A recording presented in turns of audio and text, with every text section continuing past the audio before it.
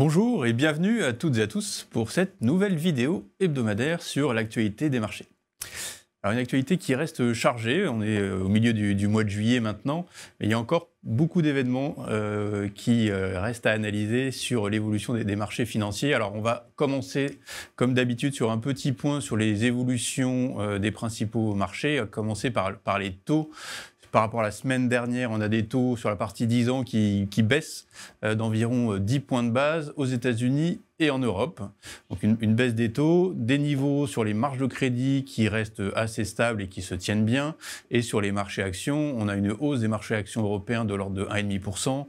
Marché américain un petit peu moins élevé en termes de progression que le marché européen, avec une hausse autour des 1% pour le Standard & Poor's 500. Et l'indice Nasdaq, l'indice technologique américain, qui marque un peu le pas puisqu'on est sur une performance légèrement négative sur la semaine autour de moins 0,3%. Alors, pourquoi est-ce qu'on a eu ces mouvements ? On a eu quelques chiffres importants, notamment le chiffre de l'inflation aux États-Unis qui est ressorti à 3%, avec un chiffre d'inflation sous-jacente à 3,3%.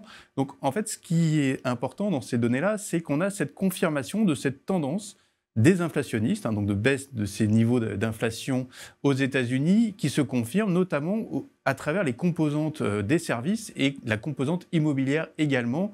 Donc ça rassure la trajectoire et ça rassure les marchés sur le fait que l'inflation devrait rentrer dans le rang progressivement aux États-Unis, et ça redonne aussi des attentes en termes de baisse de taux directeur de la part de la Réserve fédérale américaine. Alors, des niveaux de taux anticipés de la part de la Réserve fédérale américaine avec 2, voire même 3 baisses de taux encore possibles jusqu'à la fin de l'année 2024, et une première baisse qui est maintenant anticipée à plus de 100% sur le mois de septembre. Voilà, donc des nouvelles anticipations de baisse côté États-Unis. Côté Europe, on a une réunion de la Banque centrale européenne cette semaine, ce jeudi, où il n'y a pas d'attente en termes de baisse de taux directeur. Par contre, on a toujours des attentes qui se portent sur le mois de septembre et éventuellement aussi sur le mois de décembre. Donc encore peut-être 2 baisses de taux attendues cette année côté zone euro. Voilà pour les principaux messages en termes de variation de taux et d'anticipation. Si on regarde maintenant ce qui s'est passé sur la semaine, on a eu bien évidemment, comme vous l'avez sans doute vu, une tentative d'assassinat sur Donald Trump, une tentative ratée effectivement qui redonne finalement de l'attention sur la candidature de Donald Trump qui avait déjà repris de l'avance dans les sondages par rapport à Joe Biden suite au débat télévisé qui avait vu vraiment cette présence de Donald Trump nettement plus alerte sur ce type de débat que Joe Biden. Et cette tentative d'assassinat redonne encore un peu plus de poids dans cette campagne à Donald Trump.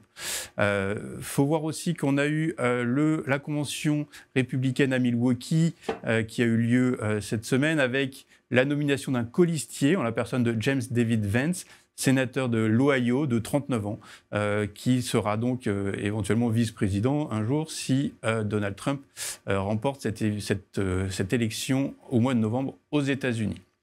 Voilà, à noter encore quelques autres faits marquants. Une croissance en Chine qui est un petit peu en dessous des attentes. On a un acquis de croissance seulement de 3,9% aujourd'hui sur la croissance chinoise en 2024. Et puis maintenant, on va se tourner vers les publications de résultats, que ce soit aux États-Unis ou en Europe, avec des premières publications aux États-Unis, notamment sur le secteur bancaire, qui sont correctes, mais c'est vrai qu'on a quand même quelques inquiétudes. On a eu quelques profit warning, comme on dit, qui sont déjà apparus au cours des dernières semaines. Et la teneur des discours, des guidance qui seront effectués au cours de cette saison des publications de résultats sera très importante à suivre pour la suite, puisqu'il n'y a pas forcément de certitude à avoir quant à la bonne tenue de cette période de résultats. Voilà, à suivre également cette semaine les chiffres d'inflation en zone euro, avec une inflation attendue à 2,5 pour la zone euro. Et puis, bien évidemment, on regardera ce qui va se passer côté politique française, avec sans doute la démission donc, attendue à nouveau du gouvernement de Gabriel Attal. Toujours pas de Premier ministre à ce jour, à l'heure où je vous parle, qui a été vraiment mis sur le devant de la scène et qui a été nommé. Mais on aura peut-être un peu plus d'informations dans les prochains jours. Voilà, peut-être pour finir un petit mot en termes d'allocation. Comme d'habitude, on est toujours favorable à la classe d'actifs obligataires, notamment le crédit au rendement et le crédit de bonne qualité dit investment grade.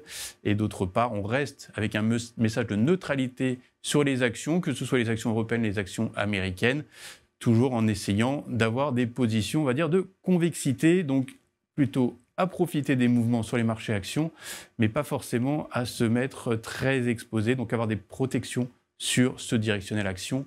À noter un dernier mouvement qui a été significatif sur les marchés actions américains cette semaine, puisqu'on a eu plus de 8% de hausse sur le Russell 2000, donc l'indice des plus petites capitalisations américaines, qui a eu une très bonne performance dû à ce qu'on vient de mentionner, des perspectives d'inflation plus basses et des perspectives de baisse de taux directeur de la part de la Réserve fédérale américaine qui sont plus présentes depuis quelques jours.